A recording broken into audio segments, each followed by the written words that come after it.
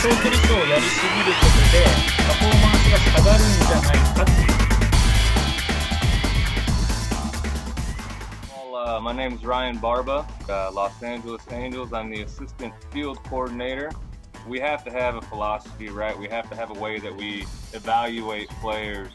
We have to have something that's our backbone. We have to make sure that we encourage our players and our staff to back them up with information and also to understand how we promote our players and being honest with them. Where you're playing majority of your game. So again, when you talk about the Yankees, the Red Sox, these are places where the ball flies and it's a smaller ballpark. So obviously the way that you construct your lineup is going to be a little bit differently. But that's an example of like a Mike Trout.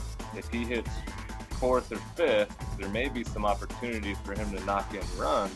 But at the end of the day, those guys in front of him don't have a high on-base percentage and they're not getting on base, then he may lose an extra at-bat in that ninth inning.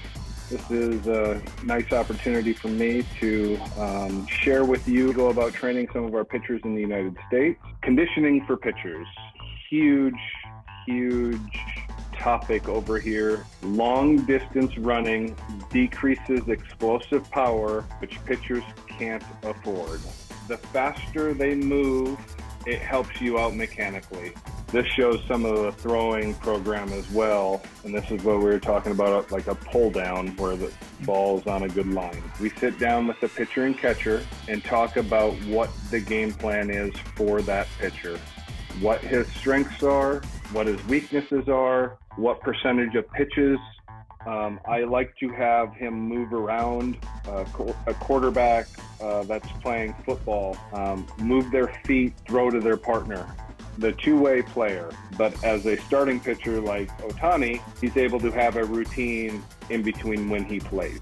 Americans usually have more elbow problems and Japanese pitchers usually have more shoulder issues. And as you notice, there's not as much knee flexion and the strides are a lot shorter. 大きくとアイシングについて、そして長距離走に関連したところ、野球選手の体のサイズというところ、この3つのトピックを、大きく話していきたいと思います。私個人としても、チームとしてもそうですけど、やりたかったらやっていいんじゃないっていうぐらいのニュアンスというか、痛いところに冷たい感覚が来ると痛み自体が落ちる。